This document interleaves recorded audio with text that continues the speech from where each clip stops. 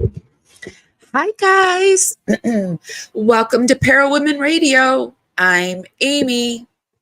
Do you believe Gypsy Rose Blanchard is sending a dark and tragic message to our youth?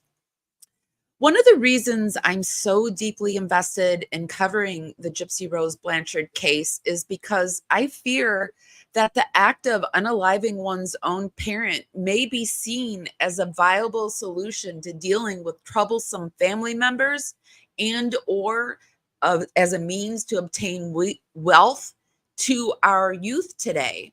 It may sound utterly absurd, but unfortunately, that is a concern that plagues my mind in today's society. Thanks, Gypsy Rose Blanchard. Tonight, let's explore the chilling story of Carly Gregg. At just 14 years old, Carly ended her mother's life and attempted to do the same to her stepfather. However, her stepfather managed to thwart her deadly plan through, well, I guess just by surviving. And so join me as we delve into the dark and twisted world of Carly Gregg and Gypsy Rose Blanchard on tonight's episode of Parawomen Radio. The shocking truth behind these heinous acts will keep us, might keep you up at night, especially if you have children. And I hate to say that, I truly do. I mean, we should feel safe in our own home. Our home should be our safe haven from the outside world, not from what's inside of it.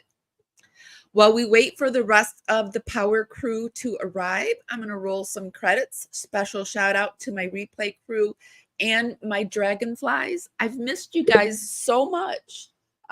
Having a migraine, I decided is for the birds, but then I thought, why do we say it's for the birds? It's more like for the mosquitoes. So having a migraine is for the mosquitoes.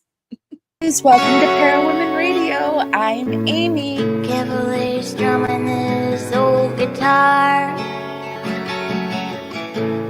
words rolling out into the fire. Never ask why my heart burned blue. Here in the haze where you inspire me. Here in the darkness I hear my cue. Time to find some solitude. Here where my soul bleeds openly, deep in the heart of sin and you. Here in the blue, I'm falling deep into you.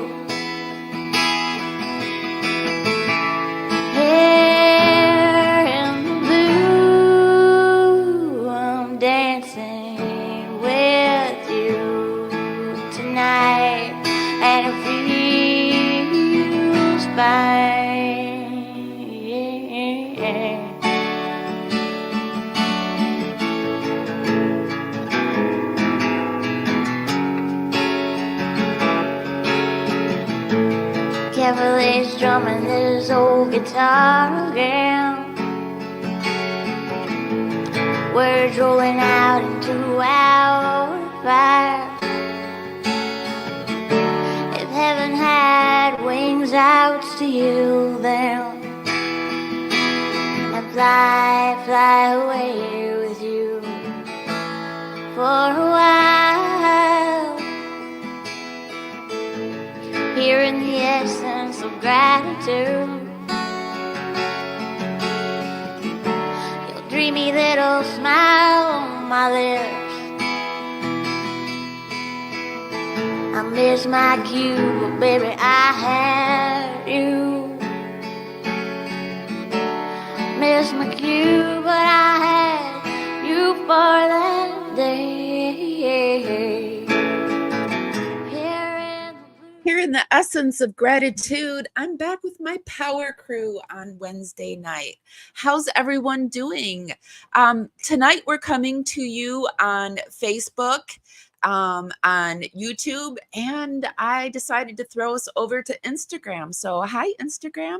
I just said hi to you over on Instagram. I said hi to you over on Facebook. I typically hang out over on YouTube because that's what's pulled up on my screen. But I will try to remember to pop over and say hi to all of you here and there. I'm trying to do better. I'm actually looking for people that want to hang out over on Facebook and over on Instagram as moderators for me. So if you're on either one of those platforms and that interests you, I would love to talk to you about that. And you can email me at parawomenradio@gmail.com. Before I get going, I want to say a huge thank you to Laura Lynn. Thank you for the super sticker. And thank you for supporting me. When I saw that, you guys have so many excellent true crime people out there that you could support and that I know you do support. So including me in that list makes me feel truly honored. And so thank you so much. And I missed you guys so much. I suffer from migraines, and boy, I had a doozy of them this last week. It just felt like one long migraine. I just couldn't think straight. And so I'm just now getting back into the swing of things. So tonight might be a little clunky and bumpy, and I do apologize in advance. But I had to take off. For those that don't know, I do shows on Sunday, Wednesday, and Friday, and I had to take off Friday and Sunday, and so we're back here on Wednesday. Obviously, Amy, it's Wednesday. I haven't talked to people for a week either, so I get like this when I haven't spoken to people in a while. I have so much I want to say. And so then I end up saying stupid things. So I'm really praying that I don't say stupid things tonight too. It's like I haven't gotten dressed up in a while to go out and see my friends. And now I'm out and I just hope I behave. So have you guys heard of this new case? Well, it's not really new. It happened back in March, but her name is Gregg. They like to dress her up and put her out in front of the camera as a schoolgirl, which she basically is. She's 14 years old. She might be 15 now. It happened in March, so I don't know. That's just a few months ago. So I think she's 14 or 15. And yeah, she looks like she's about 10. So let me get my screen together and we'll get right into this. Also, let's start that algorithm dance party where you just start warming up your finger and dancing it right up to the hearts and thumbs up button. Helps me dance out into the algorithm party out there, bring more people back to the party. It's just a free way to help my channel out, and it's really, really appreciated. And if you like my content, be sure to subscribe. Like I said, today we're on YouTube, Facebook, and Instagram, but we're also over on TikTok and X and all of those places. But these are the three platforms that I'm really trying to focus on: Instagram, YouTube, and Facebook. So yeah. All right. Let me make sure you can see my screen. You can. Let me see if you guys, I want to pop over into chat real quick over on YouTube and see if you guys have heard of this case. I love the beginning of the song, Wes, the song name, and it is by Serena Matthews, and the song is Into the Blue. And I put all the links to everything that we watch and view and listen to in the description over on YouTube. I'm going to try to do it more frequently over on Facebook and Instagram, but you can for sure find it over on, I'm talking about too many places, Instagram, TikTok, they're all swimming in my head, but over on YouTube, I will have the links for everything. And Serena Matthews is one of the artists that I play quite frequently. So yeah, I love her. Hi, Giselle. I put my nickname up, took real name down. Okay. All right, Hollywood. I like Hollywood too. I used to, when I did the show in the very beginning, I would go to Hollywood every year and do something out there. And I just really like LA. And I also liked, we would drive across the desert and we'd always stop at that alien beef jerky place. Yeah, good times. Pink Cloud 9. Yes. Oh, so you guys have all heard of it. Okay. Um, okay. Okay, good. So I'm glad you've heard of it.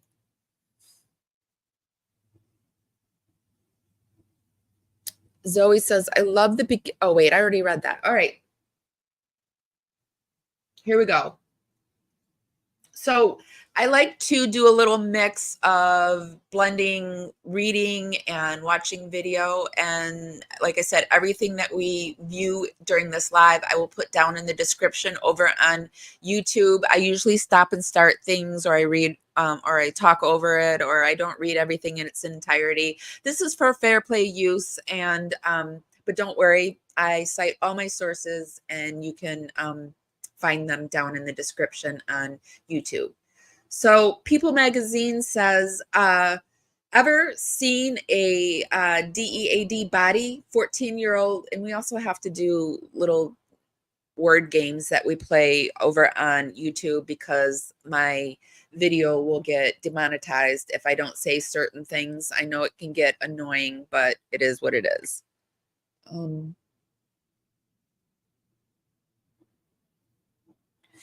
Ever seen a DEAD body? 14-year-old allegedly invited friend to see mom's corpse after unaliving her, police said. Carly Madison Gregg, 14, was arrested in March in connection with the unaliving of her mother and the shooting of her stepfather, per authorities. So that's the mother.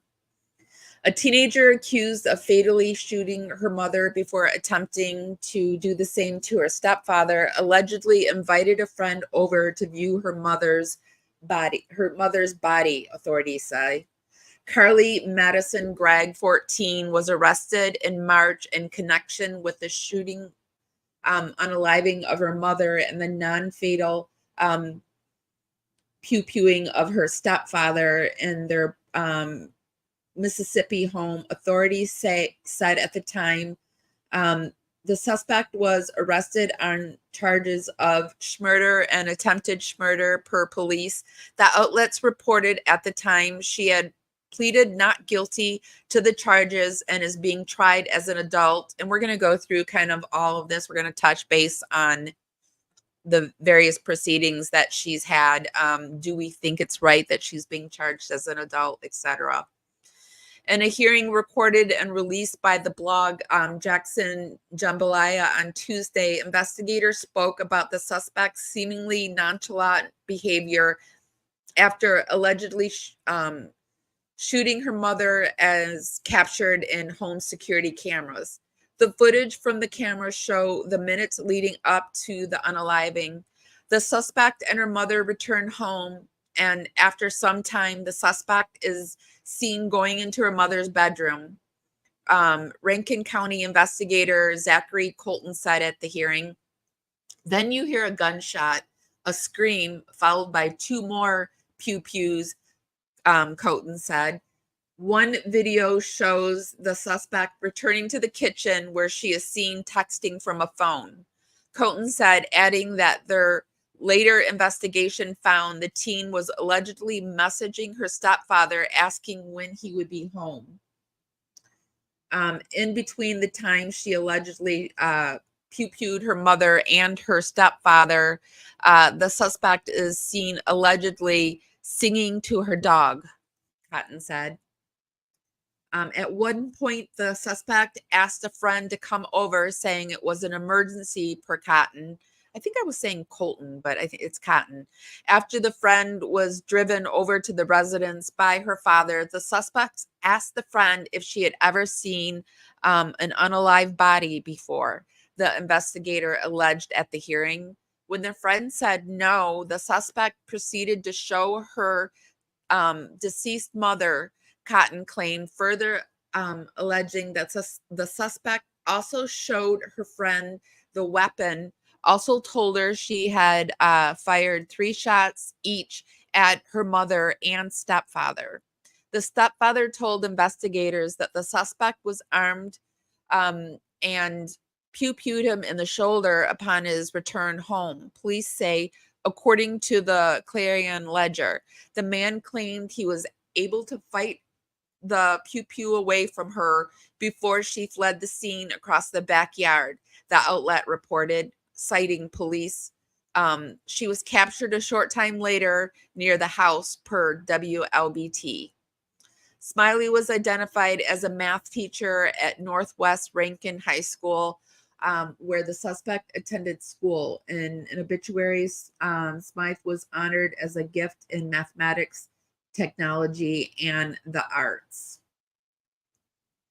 So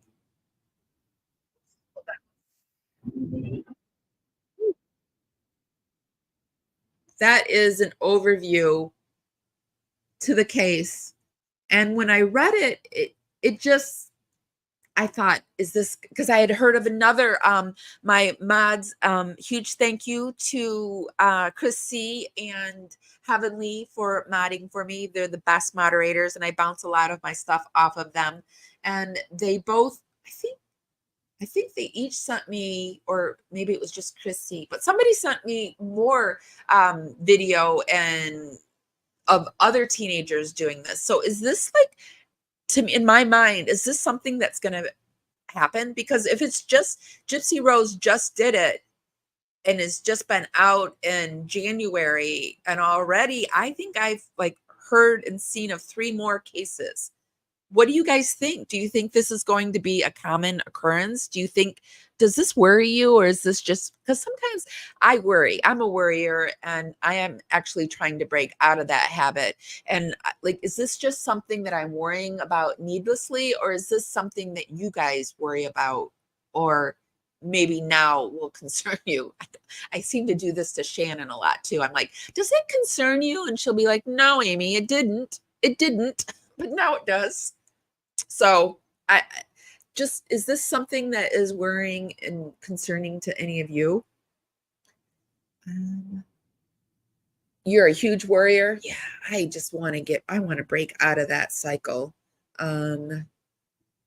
Yes, before the Carly case, I worried. Okay. So this is a viable worry. When I was having my migraines also increased my anxiety, and so I had to have an emergency therapy session today. And she was like, is this, we had to like go through, is this a viable worry? Because like I get these worries where I feel like they're premonitions, and I have to be like, is this a viable premonition? Like, is there something really happening, or is this because I'm having migraines? And then she posed this thought to me as like, are the migraines happening because of the premonition, or is the premonition feeling happening because of the migraines? I don't know. I guess we'll find out if something happens, right? But that's the thing about not knowing what's about to happen, is like, what's the point of at least having some kind of knowing something's going to happen when you don't even know what it is? Like, you're just out there like with chicken running around like the sky's going to fall down, but I don't know how or why or the reason, or is it my migraine? I don't know, but I'm just trying to like, okay, so this is a viable reason to be worried. Okay. When you're a worrywart and you're trying to break out of being a worrywart and you start worrying, it's like eating. You have to like eat to live, but do you have to worry to live? No, you don't have to worry to live, but you have to listen to your gut to live. And that can lead to worry, right? Woo! I have been out of the loop, not talking to people for too long. You can tell I've been talking to myself for a few days. Gypsy, I thought I heard it all about her. Yeah. And I thought we'd also, because I've been out of the Gypsy Rose loop too, I thought we'd get into a little bit about what's going on with Gypsy Rose too, because honestly, I don't even know what's happening in her world. I don't think too much is going on, is it? Because I feel like I would have maybe heard a little bit more. But let's get into it. So we're going to watch a little Vinnie Politan. We have Vinnie and we have Christina Randall and a few other creators that are covering this case that I thought we would pop in and look at, and then we'll go over to TikTok. So here we go. Make sure you're seeing what I'm seeing. You are.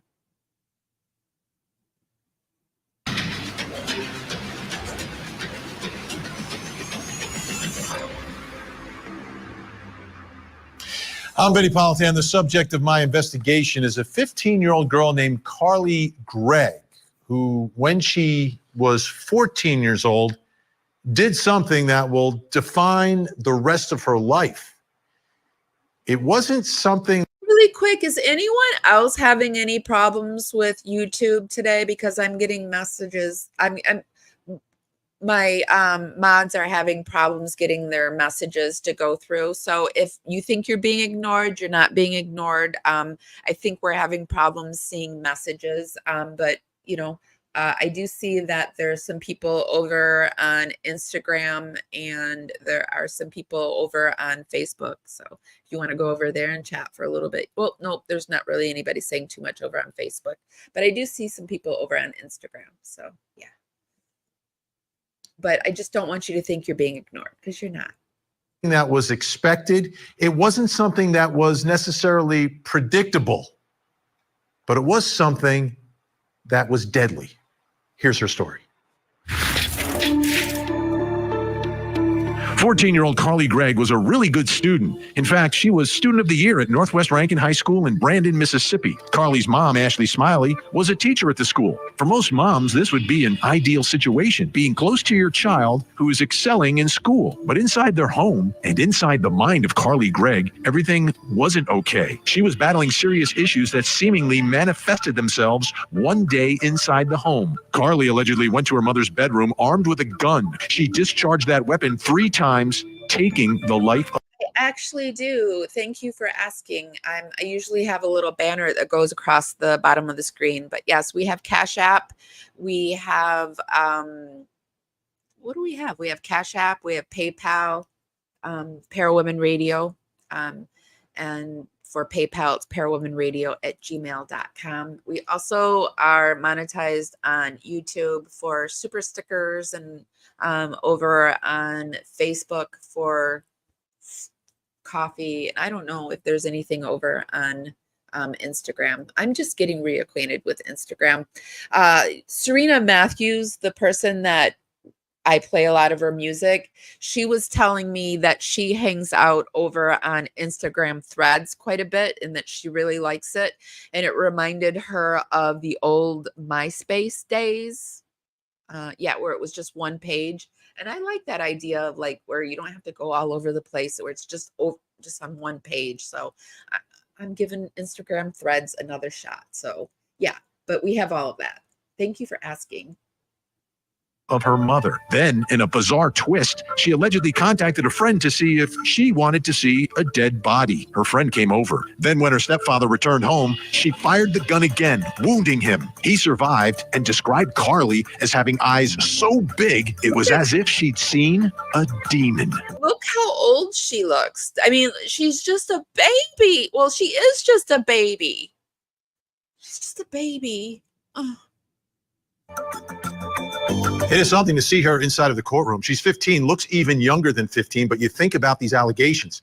And the one miraculous part of this... I think they're doing her a real service, and a real service by dressing her up as a schoolgirl, because it makes her look like what I just said. She just looks like a baby. story is that her stepfather survived to tell the story and survived to call 911 to begin this entire case and this investigation. I want you to take a listen to some testimony from investigator Zachary Cotton here, talking about the stepfather and what he did. Let's take a listen. I love that.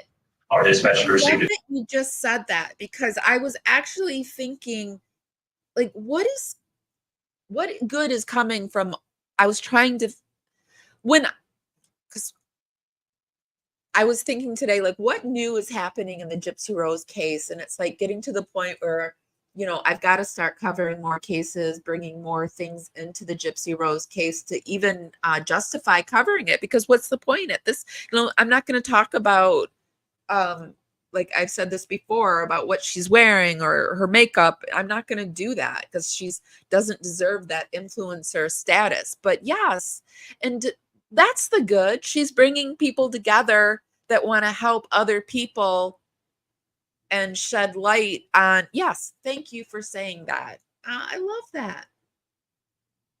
We called the person on the phone was frantic. The exact details are not clear, but it's something to the fact that their child had shot at them and shot them in the neck. Deputies responded to the scene, were met with a male at the door, and found a deceased female inside one of the bedrooms. What did he think his officers were about that? He was upset. He had been shot in the shoulder, and he had said that his stepdaughter was the one that had the firearm, that he got the firearm away from her. And was at that time, what, did he identify as you? Yes. What's the person name as you? Gregg. Oh, was Miss Gregg on the scene that time? No, sir, not the residents. What was the next thing that happened? Deputies were attempting, and law enforcement in general were trying to observe the area to see if they could locate the suspect Carly. She was later found approximately half a mile down the road and taken into custody. Chaotic situation. Really chaotic. And again, amazing that the stepfather survived this, can make that call so investigators can respond, police can respond, EMT can respond. But it leaves me with my first question about inside of that home. And it's a big question. It's an important question. What happened? My goodness, what happened inside of that house? I want to bring in my special guest who knows a lot about what happened. Mississippi blogger known as Jackson Jambalaya, who's been following the case since day one. James Hendricks is with us. All right, James, thanks so much for being here. Really do appreciate it. Let me start with that question about what happened here. Thank you. Take us back, because you've been to all the hearings. You've been covering this in depth. Inside the home that day, take us, what's happening before the gun is first fired? Well, the investigator testified at her preliminary hearing that they came home from school. Daughter takes out the dogs, and the mother went to her daughter's bedroom and removed some objects. Now, I've heard different things of what those could be: her cell phone, a vape pen, whatever, who knows. So, but she removed some objects. Daughter comes in, Carly does, and sees her mom removing with these objects in her hand. She goes into her mom's room, retrieves a firearm, think it was a .38 pistol and revolver, and comes back and shoots her 3 times, 2 in the face, 1 in the chin.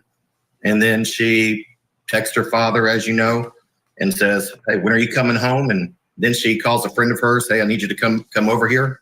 And so her friend, oddly enough, was not old enough to drive, so her father brought her over. Her father stays in the car. Her friend comes in, and she just nonchalantly shows off her mother's corpse to her friend. Like, look what I've done. Is there any known history, or do we, it seems very all of a sudden, right? But was there tension in the home? Were there issues? Were there other calls? Anything like that that's become? Not that I know of. The police had not been out to their house before. She was, by all accounts, a good student at school. I mean, she had her friends. She was being a teenager. Very, very smart, obviously. 30 on the ACT when she was 13 years old, skipped a grade. Mother was a very popular math teacher at Northwest Rankin. So this, I mean, we don't know what was going on behind closed doors, but this caught everybody by surprise. Of course, after she's murdered, then we start finding out, okay, she's been on these psychiatric drugs. I think it is really strange that the friend came over and then like just left and didn't say anything. That's a little weird. According to her defense lawyers, for quite some time, they switched her to left days before the murder took place. So, right now we're just speculating. And how about the family situation? Now it's a stepfather, right? So mom got remarried. Is her father in the picture at all? Have we heard anything about that? From what I can tell, he's not involved in the picture. In fact, I looked at the court records in another county last week where they divorced, and the mother and father are still slugging it out in court. She had filed some motion to modify whatever. I forget what the pleading was or judgment was, but she files a motion all the way up until her death. They were still fighting it out in court. Meaner Demons, are you talking about Carly or Gypsy living close to you? Are you in Mississippi? And then apparently she had filed a case against him in justice court. That's your misdemeanors, your small claims courts in Mississippi. And so she filed something over there in Warren County, which is Vicksburg. And so there was stuff going on there. I just haven't had a chance to get over there and dig up the records and look at them. But there was obviously the two parents did not get along. Now, so, how is this playing? How is this playing locally? My guess is a relatively small town, small community. The mom worked in the high school where the daughter went, right?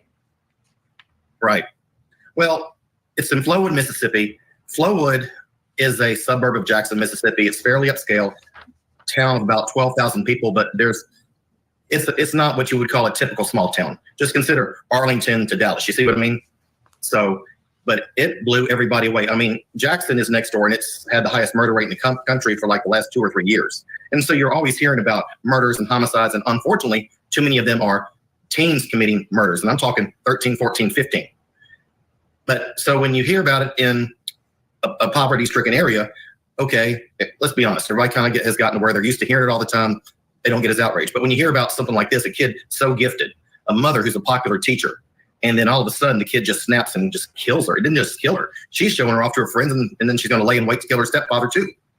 Wow. And my theory on that, why it didn't work, is because she's using a 38. That's probably a 12-pound trigger pull, which, as you know, is a lot. That's pretty strong. And a small girl like that probably was going to have problems with it. Thank goodness for the stepfather.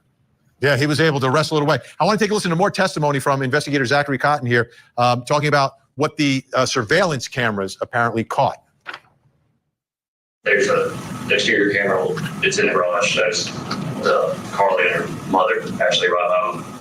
There's another camera that's located in the kitchen. The kitchen camera shows that after they walk into the residence, that at some point Ashley goes into Carly's bedroom. Carly goes outside with the dogs.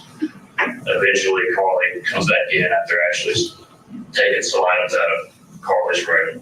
Carly walks back in, notices her mother is in the bedroom, and then proceeds to walk in the direction where Ashley and Pete's bedroom is.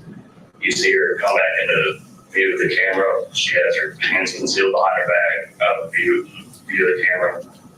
She looks into the kitchen and then proceeds to walk into her bedroom, and then you hear a gunshot, a scream, followed by 2 more gunshots.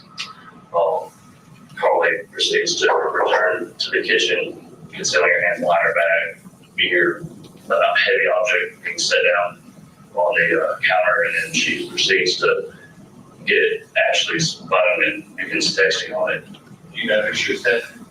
I believe it was Heath, based off the text messages that he received. The text messages appeared to shoot the first day her dead mother. Yes. What was the substance of the text? Essentially asking about how long it would be till he got home. So James, it sounds to me like she's using her mother's cell phone to lure her stepfather home, impersonating her. They said she went into the bedroom and grabbed the gun. So, I mean, she must have known how to, if she didn't have, I mean, she must have known where the key was, or I don't know. I don't know. Like growing up, we always had unlocked guns in my house too, which is, and my stepdad was an ex-police officer, which recipe for disaster. You would think that homes wouldn't do it, but yeah, it still happens. Right. Via text message? Correct. That's exactly what she did. She got her mother's cell phone, And so he sees the call coming through. He thinks it's his wife. Or the text coming through. When you coming home, I'm going to be home then. And then she prepares or tries to kill him. Wow. And then of course, what I can't get over is having the friend come over to just show her off like he got a trophy or something. Who does that? That's pretty warped when you think about it. That is extremely, I'm trying to figure out the appropriate words, because she's so young, smart though. I for some reason thought you were already a Mumberjatica, but welcome to the Dragonflies. But at the same time, that is cold, that is sociopathic, I think is the best way to describe that behavior, inserting your friend in the middle of all of this. All right, here's what we're gonna do. James, you're gonna stay with us because we need him. He knows this story better than anyone. Coming up next, why did she show her friend? Call yesterday. Perfect. She showed. I'm sure she just said it's in her heart. It's kind of you to come over. Gregg, after allegedly shooting and killing her mother, like 3 shots, then contacts her friend and says, "There's an emergency. Come over." I'm just going to watch this and get the basics, and then we can move on. There's a psychologist I want to look at, and like I said, I want to see what Christina Randall has to say about it, because she's got something funny to say, and this is just kind of getting a basic overview of the case. Her friend's father apparently drives her over to the house. So now you've got 14-year-old Carly Gregg with her friend from school, apparently, in the house with her mother's body on the ground, shot and killed, shot 3 times. Here's the investigator describing what takes place next inside that house with these 2 children.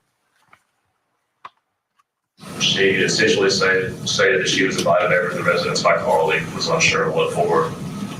She had walked in. Carly asked her if she had ever seen a dead body before. She said no. Proceeded to show her deceased mother that was in the bedroom. Showed the gun that she used to shoot her mom. Told that she had 3 shots for her mom, and then she's got 3 more for her stepdad, 2 to the head, 1 to the chest. I didn't know you were from the Detroit area. That's where I grew up. I grew up Royal Oak, Detroit area, Metro Detroit area. Have you ever seen a dead body before? And then proceeds to show her friend a dead body, her mother's body on the ground. Brings me to my next question in this case.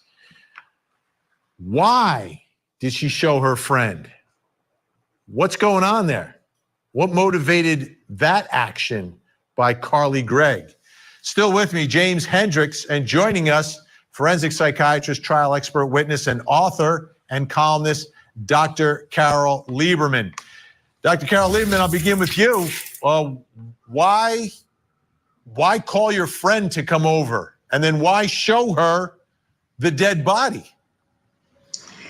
Good question, Vinny. One thing that it makes me think of is that she has apparently, some of her friends said that she has been talking about for quite a while that she wanted to kill her mother. And nobody really took it seriously, presumably because, she was such a good student and so on. It didn't seem like someone who would shoot their mother. But so perhaps one reason was to show them that, yes, see, I was really serious. Nobody believed me, but look, I did shoot her.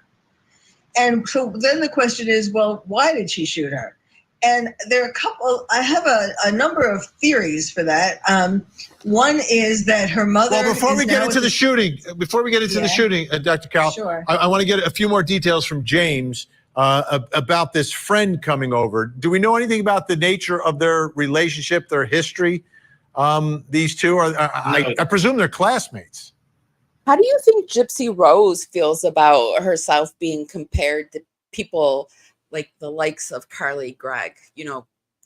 What in your mind's eye do you hear Gypsy Rose saying, I hear her saying that she's not the one that performed the K. So, like all those stupid comments she makes. Classmates, the police have been very tight-lipped about it. They just said, she calls the friend, come on over here. Father takes her over there. Father don't know how long she was inside the house. And so eventually she leaves before the stepfather gets home. Now, the father and the daughter did go to the sheriff's office that night and make a statement. Do I know? They never said if it happened immediately or if it was after they heard about the murder or what. So we just don't know. I mean, you're asking why she showed her friend. That's one of several $1 million questions in this case, believe me. Absolutely. I want to put up on the screen for you. Everybody's wondering. Dr. Carol Lieberman, I want to put this up. This is from the affidavit for a search warrant.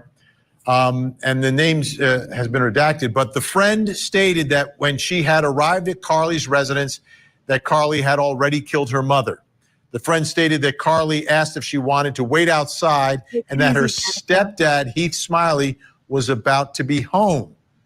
The friend stated that she waited outside a short time after Heath returned home. She heard 3 gunshots. The friend stated that Carly ran out of the door into the backyard and they both climbed over the fence and ran from the scene. So Dr. Carol Lieberman, for that friend. So I grew up on 9 Mile and Eminem grew up on 8 Mile. I always think that's hilarious when I say that, squirrel. Who is injected into this by Carly. What are your concerns for her as she has to somehow try to understand all this? Well, to the extent that Carly told her friend what her plan was to kill her father, one has to wonder why the friend didn't call 911 or didn't run away before they both ran away together. Clearly the friend is going to probably feel some guilt. She's going to be traumatized. She's going to be angry at Carly for involving her. Carly was apparently just singing to her dogs before the friend came over. So on the one hand, she's telling the friend this is an emergency. On the other hand, she's acting like it's not an emergency. She's playing and singing to her dogs.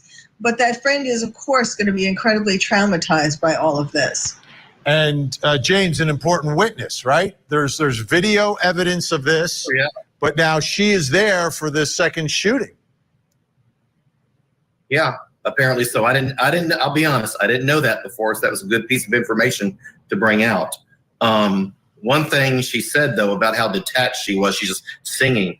The first time I saw her in court, it was at her preliminary hearing. I think I have. She comes in there before the hearing starts. She's sitting in the jury box where they seat all the inmates for such proceedings. And I'm sitting there with my kid. When I lived around that area, I pawned a few things at some jewelry places when I needed to make some money. So I'm sure I have. Camera taking pictures, and I get a couple of pictures of her. Then she realizes I'm taking pictures of her.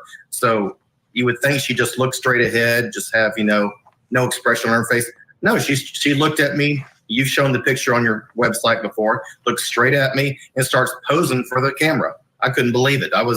You got to be kidding me. A 14-year-old murder suspect, does she think this is a game? There was like an element of detachment since the beginning of this that's been my thought about her. There's something that's just not clicking. Dr. Carol Lieberman, what do you think of that? Playing to James's camera inside the courtroom for her big moment of fame or infamy, however you want to term it. Looks like a teacher. What does that tell you? Yes, she wants to be famous for this. She wants, there's obviously some big grudge against her mother, something that has made it worth it for her to kill her. And you could go back and think possibly it started with the divorce. Possibly she didn't want to go with her mother. She wanted to go with her father. Perhaps she blames her mother for the divorce altogether. Perhaps her mother was dating the man who became her stepfather. Something that she blames her mother for the divorce for. Then also, the mother came to the school and she became the most popular teacher And that took away some of the attention from Carly, who was the big, brilliant student and so on. I think that she resented her for that. Perhaps there was some abuse, some sexual abuse by the stepfather, and she was feeling angry at the mother for not protecting her. I mean, there could be a number of reasons like that. But I think that she's proud of the fact that she killed her, whether to show her friend or to show the camera. Right. And at this point, our guests are going to stay with us. And at this point, it's still not clear what was going on in the house, and there's no evidence of sexual assault or anything, but I think that's a big part of this story. All right, folks, don't go anywhere. I'm Vinnie Politan. We'll keep digging for answers as. But all wasn't right with Carly, who allegedly walked into her mom's bedroom and shot her to death, and then invited a friend over to see her mom's dead body. Carly also allegedly shot her stepfather, who miraculously survived. And now Carly is in. So let's keep going. How long have I been doing? Yeah, let's keep moving on because I've got a lot more to show tonight. I like this psychologist, Dr. Barry, and so she has been offered a plea deal and she has refused it. She's taking it to trial. She is being charged as an adult. She's being held in an adult prison. And this psychologist is going to discuss Carly Gregg and her insanity defense. She's being held on a very, very high bond. And this all happened down in Mississippi. And it is a very, very tragic case. They did do a competency hearing to see if she was competent to stand trial. And she was evaluated. And both the defense expert and the prosecution expert both said that, yes, she was competent to stand trial. She knew who she was. She knew who the judge was. She was stable enough because her attorneys are going with an insanity defense, that in that moment that she was insane, and by the legal standards. And within a legal standard, you can have a mental health diagnosis and still be found guilty of a crime. What the insanity defense does is, if somebody is so psychotic that they don't even realize that what they're doing is wrong, they don't realize that and often the examples of that you see, it's very rarely successful. So it only happens in a small amount of cases, and it's rarely successful. Rarely. Tomorrow, or we'll. I mean, she had to have known there was some, that's the huge thing. If they run at all, there's some proof of you knew what you were doing was wrong. So, yeah. We'll see what day, but later, it'll either be tomorrow or possibly Sunday. I have so much stuff to cover because out in, I believe it was Las Vegas, they have a guilty but mentally ill designation where an individual can get mental health treatment first and then serve the rest of their sentence in a jail once they've received adequate mental health treatment. And that was something that I hadn't really heard of before. So guilty but medically ill. She's going for an insanity defense. And with that defense, if you're found guilty, you go to a hospital where they try to restore, where they do treatment. Often it's for 5, 10, 20, 30. It can be for the rest of a person's life, or it could potentially be 2 years, 5 years. There's really no minimum, but there are hearings to determine if the hospital and the attorneys, and the judge, if everybody agrees that the person should be released on a conditional release, where maybe they have to check in, they have to be on their medication. There are different options that are available if somebody does have that. Let me see if I can make myself smaller. Let's see. Psychiatrist be appointed, because there was a forensic psychologist. That's another thing. They are talking about her psych meds were changed just prior to this happening. So she might have something. I don't know. I mean, because kids, you have to be so careful with psych meds with them, because it can go wrong really fast with children. To that testimony, because I do have that queued up. Because and I have all of the videos that I'm sharing and the article linked down in the description. Here we go. Let's do, y'all know I like 1.25 speed. Closed captionings are not available on this video. If you're watching live, YouTube loads them later. So if you need closed captioning, probably normally within a period of time, YouTube adds them. But this is the forensic. This is the psychologist. So let's listen to a little bit of this. Ooh, that's loud for me. Let me see if I can turn that down. I have to slow it down if she's speeding. Y'all let me know how that sounds on your end. There's a lot of background. I can't adjust.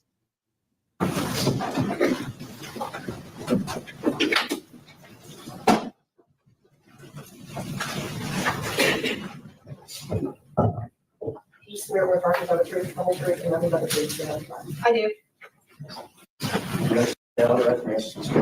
And it's gonna get funny sometimes, but that's on the end of it's not on my end. Something happens with this video.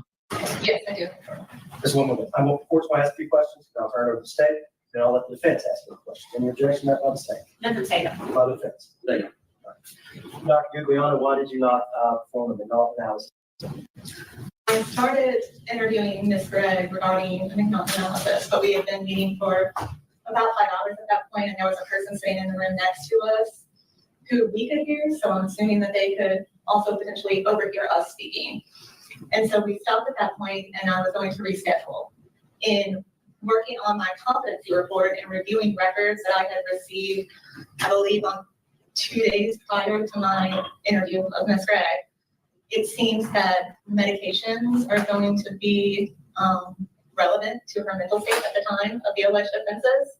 As a psychologist, I do not have expertise in medications or the potential side effects or impact that medications could have on someone's mental functioning. Therefore, I let Ms. Newman know that I thought it would be better to have a forensic psychiatrist perform the evaluation because they would be able to fully answer the question.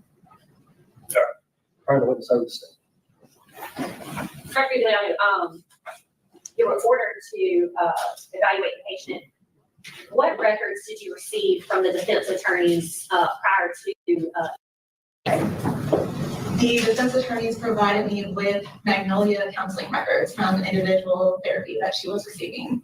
And there was no prescriptions anywhere in those records, correct? No. Did they provide any additional records showing the prescription medication that the defendant was on? No, they did not.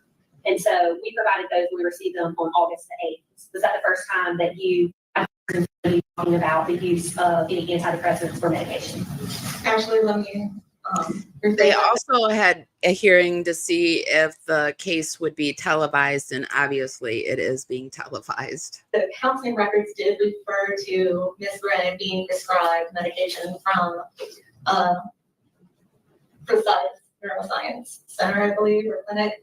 But So I just want to clarify, for a forensic psychological evaluation, one session 5 hours, but that's where you're sometimes talking to the person for about 2 hours, and then you might do testing.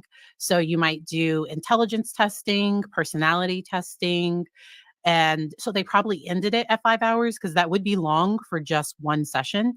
If you've ever had a neuropsychological evaluation, they're often longer. Neuropsychological evaluations can be like 9 to 11 hours, but it's normally over 2 to 3 days. And often with these forensic evaluations, they go more than just one day. All right. I had not received those records yet, and so I wasn't for sure how accurate the records were that the counselor noted. I'm assuming that she was told about the prescriptions from Ms. Gregg, but I cannot say that for sure.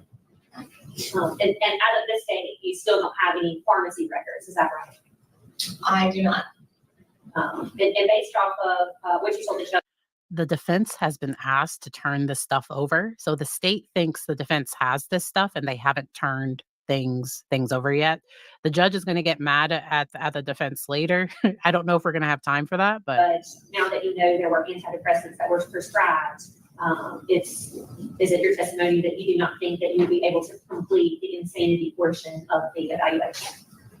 It's not just that she had antidepressant medication prescribed. It's based on the brief amount that we talked about what was going on with Ms. Gregg around the time of the alleged offenses and the month leading up to them. Her medications were switched, and so there may be a question of withdrawal from medications and how those may have interacted. So it's the fact that side effects or withdrawal symptoms from the medication could be relevant to mental state. That is my opinion, why I'm not the best expert to do that type of evaluation. And as you sit here today, you can't say, Dr. Guglielmo, whether or not there were any To me, the defense makes her look younger than what she really is. I don't know if she would normally dress this way. I'm not sure. But to me, a lot they of portray photos of her during this time, and she looks way younger in court than she does in some of her photos. So they for sure are dressing her young. her as very like childlike and as young. So like normally she's wearing something like a collar like that. And because she's 15 now. So But here are they going to parade her in front of the jury day after day in this schoolgirl outfit? I mean, this is what I find interesting. It's like the same outfit over and over. And here in this, she is 15 years old. And this might just be how she dresses normally. Or that could actually be an issue. No, I cannot. That's outside of my scope of expertise. No other question. Other questions? No question. Is there somebody? Because she's currently incarcerated and normally is wearing, I think, like a yellow jumpsuit. Like she's normally wearing jail clothes. So I understand that they're school uniforms, but like, is she wearing that all day in jail too? It's just very interesting to me. Whose area of expertise is that line with them? It would be a forensic psychiatrist, in my opinion, because they have both the medical training and the forensic training to complete the evaluation. I understand you no longer work at the state hospital. I do still work at the state hospital, but I also do private work. Is there somebody at the state hospital that does that would be qualified? Dr. McMichael, who's the service chief, is a forensic psychiatrist. However, he has some medical issues going on right now, and he would not be available. Yeah. So they're not able to have. I do want to share a different picture because there are other pictures of her when her hair is longer. Because to me, she's younger here, but she looks older to me in this picture than with her hair shorter. She comes across as looking younger in these pictures. It's my understanding that she's very intelligent, very, very intelligent. And she was a straight A student. Her mother worked at her school. And there is just some question. So they are talking about she had just switched her medication. And so there was this exam, this competency hearing, and then they did offer her a plea deal and she's turned it down, and she is so far gonna go. So let's keep going. Here, I wanted us to take a quick peek at should Carly Gregg, accused of unaliving her mom, remain in adult jail. So she's 15 now. Do you think a 15-year-old should be in an adult jail? What do you guys think? Light on the case of Carly Gregg. She's accused of allegedly murdering her mother and attempting to murder her stepfather when she was only 14 years old. This is her. Take a look at her. She's now 15, and she was seen in court on Tuesday waving to somebody from her seat in that courtroom in Mississippi where she's facing these horrific charges. Now, this hearing was all about determining whether Carly Gregg should remain in adult jail. At the hearing, the judge admonished her defense attorney for not having arranged her court-ordered mental health evaluation. My patient's going to be a little sitting in the yellow jumpsuit, so. thin, Mr. Coleman. The order says 10 business days from the date of the order. April the 18th was when the order was entered. So we've run out of 10 business days since the entry of the order. And this is obviously a most serious event. And while you certainly have a right to have a mental evaluation done, the state of Mississippi has a right to have the state hospital perform one as well. And I'm not going to allow you to obstruct that process. I'm not accusing you of obstructing. I'm just telling you right now we have non-compliance with my orders. All right? It's an order. It's not an option. Carly Gregg's going to be back in court in 2 weeks when the judge will hear two different motions from her defense team. One of them asking for her $1 million bond to be lowered, and the other one to exclude the public and the media from any pre-trial. neither one of those went through. So let me see what you guys are saying. If you think, I think I meant 18. As a mother of a 15-year-old, I could not imagine my baby in an adult jail. Yeah. Yeah. I'm not for charging children as adults either. I'm just not for that. If they can't vote legally as an adult, then I don't believe we need to charge them legally as adults. But that's just my personal thoughts on it.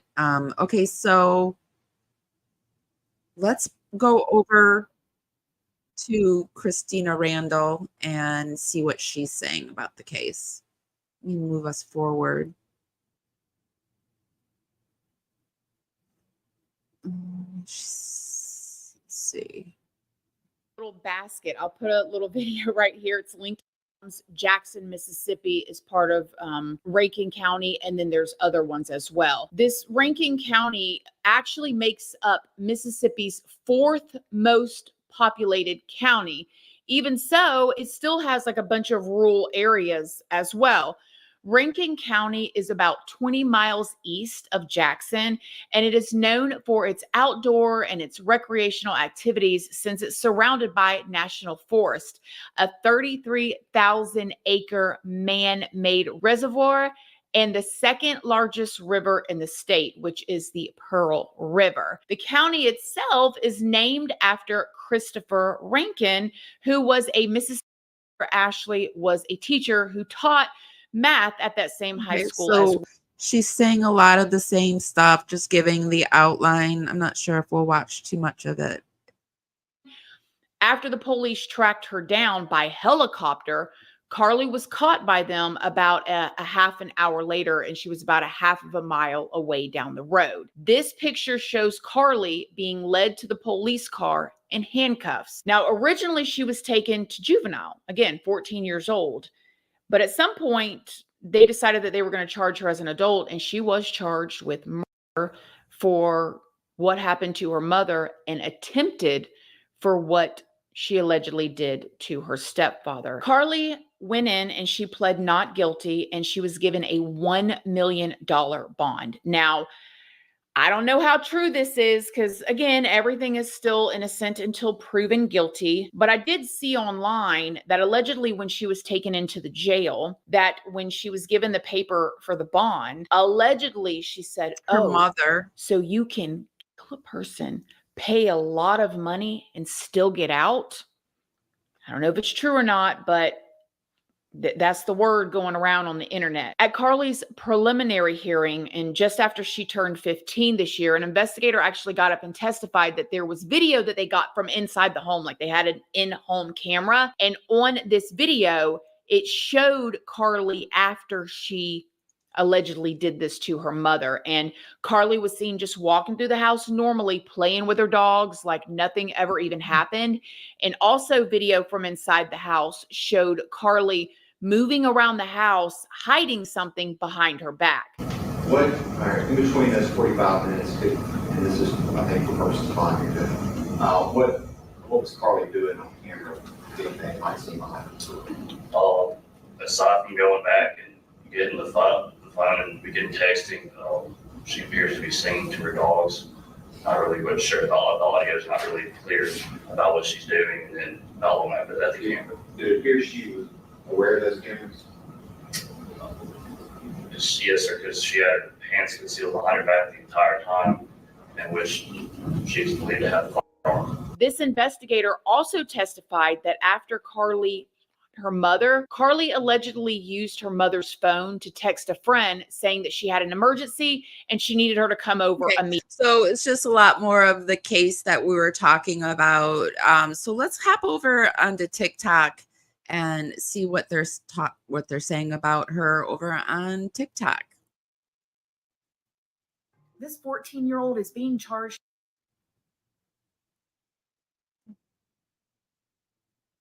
as an adult after taking her mother's life and attempting to take her stepfather's life. This 14-year-old is Carly Madison Gregg, and this case is out of Rankin County, Mississippi. This was Ashley Smiley, Carly's mother. She was an algebra teacher at Northwest Rankin High School in Rankin, Mississippi. It was Tuesday, March 19th, 2024, when this woman's husband came home and found her no longer alive. It was then that Carly also used this to injure her stepfather. Luckily, her stepfather was able to stop her, and then Carly ran away. As I said, Carly is being charged as an adult. She has been charged with murder and attempted murder for what she did to her mother and her stepfather. She was in court yesterday and pled not guilty. She's being held on a $1 million bond. Not much else has come out about this case so far. I have not seen anything mentioned about a possible motive. I'm sure there are a lot of us who... Yeah, that's the thing. I have not saw too many possible motives. I mean, except for people saying that her mom was taking her shine and that, you know, her mom took something from her. But to me, it seems like with Gypsy Rose and other, it just seems, to me, it seems like Gypsy is making it look really appealing to younger people that this could be a viable way to get rid of your parents. And she's making out like a bandit because of it, right? You know what, you guys? My migraine is coming back and I'm getting really sick to my stomach. And so I think this is going to be where I'm going to leave tonight's show because I'm getting really sick to my stomach. I'm so sorry, you guys. But I think this would be this is a good introduction to the case, and we're going to start following it. I'm going to be doing some more digging to find out about this girl's past and if any of her friends are going to start coming out and talking about it. Yeah, I'm really sorry, you guys. I'm going to have to kind of hustle out of here because I'm getting really sick to my stomach. So I'm going to go. I'm sorry that I've been MIA. I did feel better today, so I'm sure it's going to start getting better for me. And thank you for coming tonight. If nobody's told you this today, I'm going to tell you this. I love you guys so much, and I'll see you next time. Bye, guys. I'm so sorry. Hi, guys. Welcome to Parawomenradio. I'm Amy. Carefully strumming this old guitar, words rolling out into the fire. Never ask why my heart burned blue. Here in the haze where you inspire me. Here in the darkness I hear my cue. Time to find some solitude.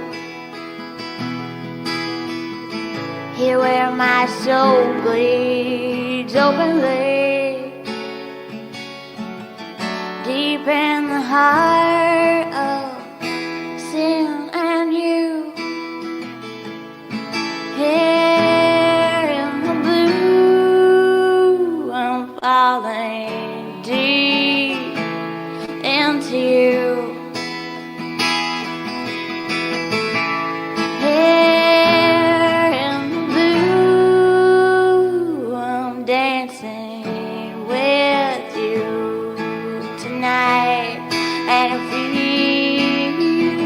Bye.